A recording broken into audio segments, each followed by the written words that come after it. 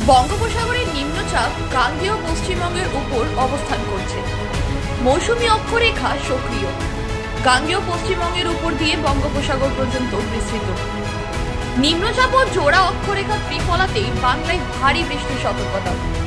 উত্তরবঙ্গে পূর্ব ও পশ্চিম মেদিনীপুর, পশ্চিম বর্ধমান, ঝাড়গ্রাম, পুরুলিয়া ও বাঁকুড়াতে বজ্রবিদ্যুৎ সহ ভারী বৃষ্টির আশঙ্কা। সঙ্গে 30 থেকে 40 কিলোমিটার গতিবেগে বইবে দমকা হাওয়া। উপকূল ও পশ্চিমের জেলাগুলিতে বৃষ্টির সম্ভাবনা বেশি।